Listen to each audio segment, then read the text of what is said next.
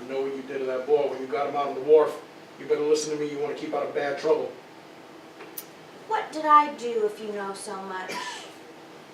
You took a stick and you hit him with it. You hit him with it because he wouldn't give you the medal like you told him to. I've seen some mean little girls in my day, but you are the meanest. You want to know how mean you are? Because I'm mean. I'm smart and I'm mean. And you're smart and you're mean. And I never get caught. And you never get caught. I know what you think. I know everything you think. Nobody believes anything you say. You want to know what you did after you hit that boy? You jerked the medal off his shirt. And then you rolled that sweet boy off the wharf right among them pilings. You don't know anything. None of what you say is true. You know I'm telling the God's truth. You know I got it figured out.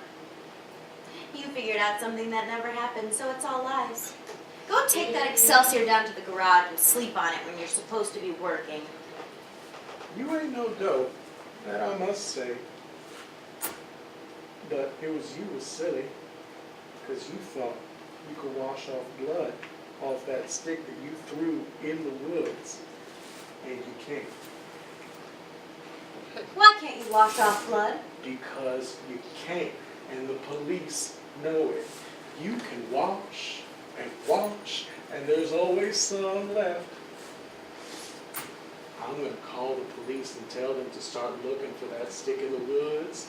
They got what they call stick bloodhounds. And them stick bloodhounds can find any stick that's got blood on it. And when they find that stick you wash so clean, they're going to sprinkle a special blood powder on it. And that little boy's blood will show up on that stick. Show up a real pretty blue color like a robin's egg. You're the one that's afraid of the police! What you say about me is all about you. They'll get you with that powder!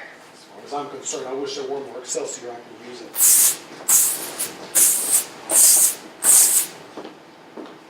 What were you saying to Rhoda? Nothing, ma'am. She said it was a box of Excelsior. You're not to speak to her again. If you do, I'll report you. Is that entirely clear? I started it, Mama. I told him it was a puzzle all about Asia, and I didn't know where anything in Asia was. Very well, but you're not to speak to her. Yes, ma'am. I think you really strain your eyes working over here. Mother, is it true that when there's blood on something and it's washed off, a policeman can still find it if he puts a powder in its place? The place will turn blue? Who's been talking to you about such things? Leroy? No, Mommy. Wasn't he? With some men by the gate in the park. Well, I don't know how they test for blood. But I could ask Reginald Tasker. Or Miss Fern. No, Mommy, don't ask Miss Fern. I'm your little girl and I'm all alone. It's not a very good act, Rhoda. You may improve it well enough to convince someone who doesn't know you, but at present it's easy to see through. Maybe I should go upstairs and have dinner with Monica now. Yes, she said any time.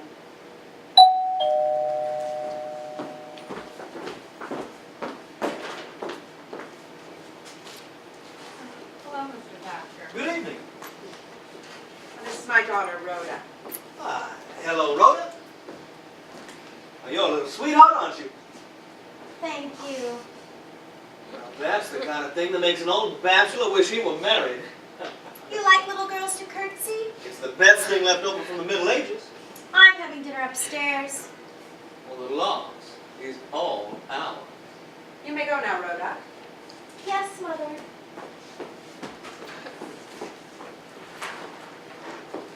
Well, she's a sparkling ray of sunshine, isn't she? I've seen her stormy. Oh, I'm sure. But she's going to make some man very happy. Just that smile.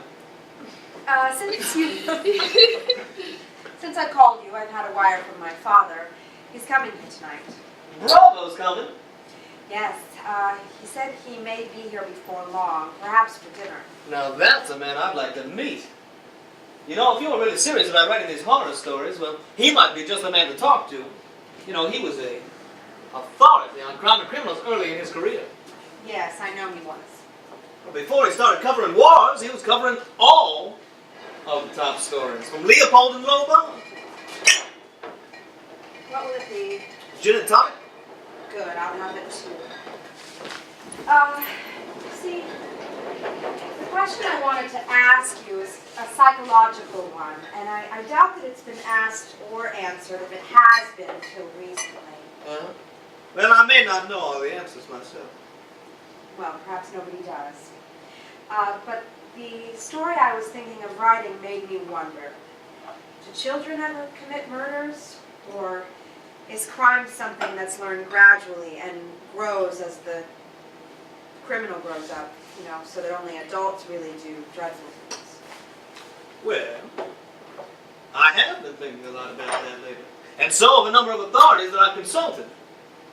Yeah, children do commit murders. And sometimes grievous ones, too. But the top operators, the really gifted artists, they start amazingly early. In childhood? Yeah. And just like mathematicians or musicians, poets develop later. There isn't a goddamn thing worth reading in poetry written before 18 or 20. But Mozart showed his genius by 6. Pascal was a master mathematician by 12. And some of the top flight operators were working solid before they were out of short pants and pinafores. Well, they grew up in the slums, heard among criminals, and learned from their environment. I wonder if that could be Father. If it is, I hope you don't mind if I stay. I'd like to meet him. That's understood. Daddy, Hello, darling, I'm early. you're here. You're actually here. I guess it must be something of a truant, sweetheart, but you said you wanted to see me, and I wanted to see you, so... I'm so glad. This is Reginald Tasker, Father. Ah, one of my favorites. Put you to sleep regularly. Sometimes keeps me awake. You've done some impressive research for the Classic Crime Club. Well, I've always said that the greatest articles they ever published were by one Richard Bravo. That old dodo. No, he's written himself out and talked himself out, and now he's drifting around the country working for a second-rate news service. Are you really in this offshore oil? That's what they've got me doing, but I took off and left them. For the moment, anyway. I wanted to see my long-lost daughter. Well, now, I've always wanted to ask you if you wouldn't mind coming back into the criminology racket. You know there's been no one like you since you left. Well, all compliments aside, my later books didn't sell as well as the early ones. Then the war came along. Now I write filler. Well, you've written some things that won't be forgotten. Let's hope. And now your daughter's going to try it out here. At writing? She can't even spell. Well, I do get lonely with Kenneth away. I was thinking of working out a murder mystery in the evenings. And you're encouraging this competition. She had me rather stumped by her last inquiry. You see, she wanted to know whether children, murderers, were always the product of environment. Nothing difficult about that, little one. They are. Look, can't I have some of this wicked mixture you're lapping up? Yes, of course, Daddy. I'm sorry. Do you really think they're always the product of environment? Always. Well, I can't prove you wrong, of course. But some doctor friends of mine assure me that we're putting much too much emphasis on environment and not enough on heredity lately. They say that there's a type of criminal born with no capacity for remorse or guilt. Born with the kind of brain native to humans over 50,000 years ago. Do you believe this? Yes. I don't. Well, I've been convinced lately that there is a type of person born, not many, and very unfortunate, from the beginning, who is incapable of acquiring any kind of conscience or moral scruples. Well, I've heard of such assertions, but never found any evidence behind them. If you encounter a human without compassion or pity or morals, that he grew up where these things weren't encouraged. That's final and absolute. This stuff you're talking about is Tommy rot. Do your doctor friends have any evidence? Well, they can't prove it yet, but they do believe that there are such criminals. Now, they say children that are born into the best families with absolutely every advantage of education and discipline can be incapable of acquiring any kind of moral character. It's as if they were born blind. Now, you couldn't expect to teach them to see. And do they look like brutes? Are you sold on this? Well, I want to find out. Well, some of them, perhaps, but most of them display a more pristine version of reality. Like a wax rosebud or a plastic peach they imitate humanity beautifully. That's horrible. Well, and they've done some pretty horrible things, while still looking innocent and sweet. I'd like to examine the evidence. Until we do, there's not much sense discussing it. I'd like to go into it with Mr. Bravo. You see, a clinic that I frequent long ago came to the conclusion that there are bad seeds. And just plain bad from the beginning. Nothing changed that. This favorite murderess of yours, this Bessie Denker, is she an example? But was Bessie Denker a bad seed? Well, I suppose she may have been. The murders did start very early in her vicinity, and she earned her sobriquet of the Destroying Angel very early in childhood. And she began young. Oh yeah, she didn't acquire the name until much later, when all the details came out, but she was lethal and ruthless from the beginning. You see, one of her more famous murders involved the deadly amanita, a poisonous mushroom known as the Destroying Angel. Now, some clever reporter picked up on that later and applied it to her.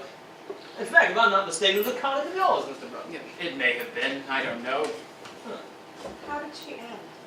Well, Mr. Bravo knows much more about it than I No, do. I'd forgotten the whole thing. I've put it out of my mind. I'm in oil now.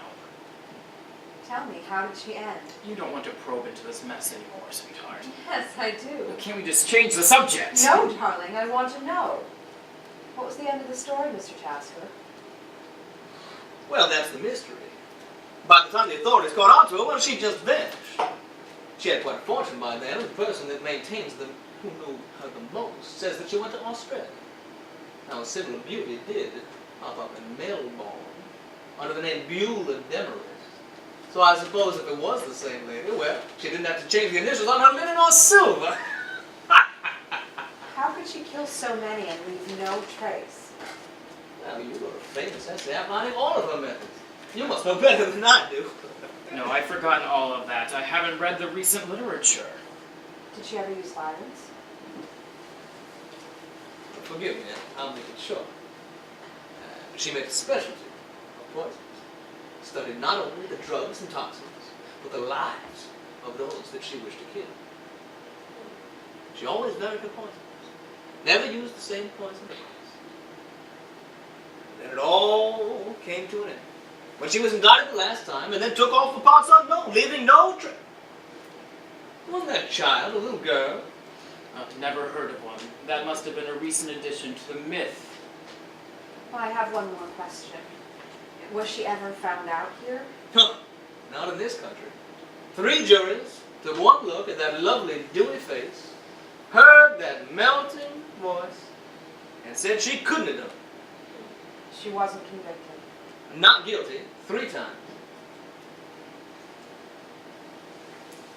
Then you think she was one of these poor, deformed children born without pity? Well, personally, I do. Did she have an enchanted smile? Dazzling, on all accounts. And she was doomed? Yeah, doomed. Doomed to commit murder after murder after murder until somehow or other she was found out. She would have been better off if she died young. And society would. You see, I sometimes wonder whether or not these malignant brutes are not the mutation left over on this planet, in this age of technology and murder for empire. Maybe the softies will have to go and the snake hunter will inherit the earth. I'm betting on democracies. And so am I. But you have to admit that we live in an age of murder. There have never been more murders in any other century than this one. If you count up all the murders from the beginning of history in 1900, and then count up the murders from 1900 to today, our century wins! But on that merry note, I think I'll take my leave, for I've been lecturing and I'm yet not to bore you. You've got a highly questionable theory there about heredity. Well, I'd like to take it up with you sometime, Mr. Bravo, when there's more time. Let's do that next time I'm in town. Very well. And Mark, the pleasure's been all mine. Not at all. I'll call you early in the week. I'm around.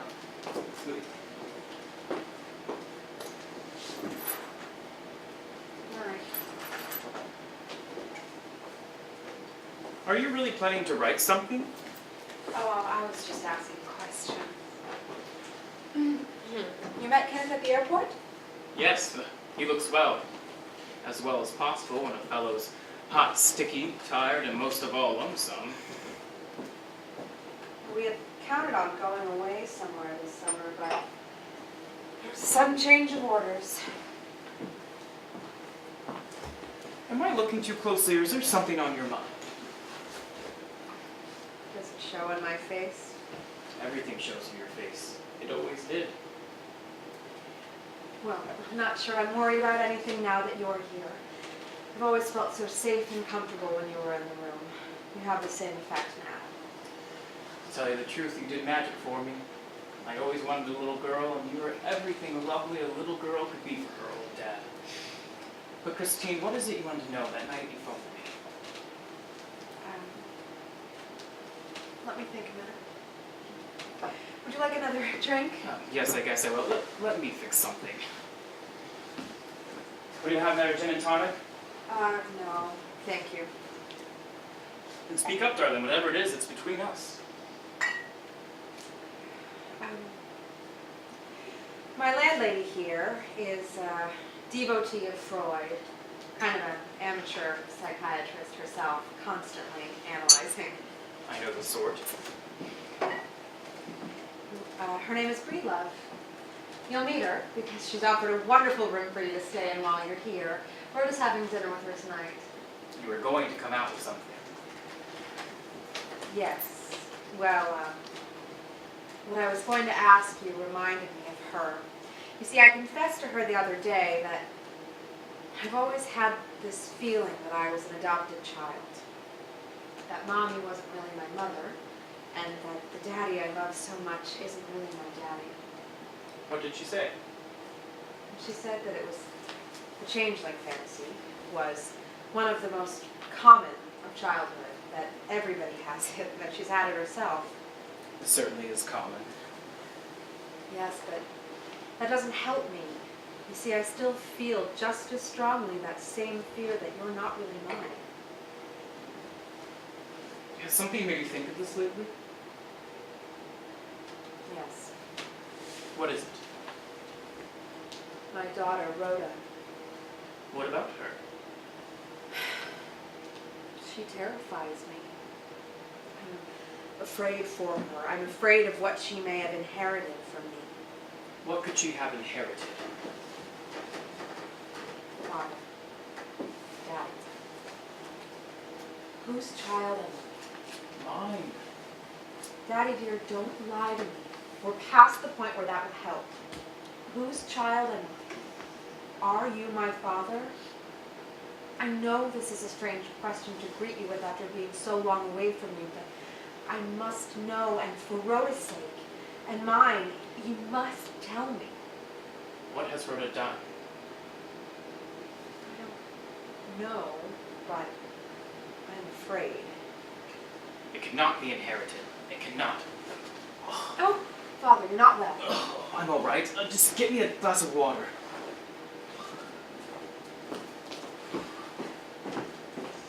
Perfectly well. A trace of fibrillation once in a while. Quite normal at my age. Thank you. And with the fibrillation, there's also a slight dizziness. Also normal. I'm all right now. I won't ask any more questions, I'm sorry. I think that's better. Let's just close the book. Only I have the answer now. The answer? Yes. I've always been a very fortunate man, Christine. I could tell you a long history of jobs that came in the nick of time, of lost money found, of friends who showed up to pay debts just when I had to have the money. At every main turning point in my life, some good fairy has seemed to intervene to flip things my way. And the biggest piece of luck I ever had, the luck that saved my reason and kept me going, was a little girl named Christine.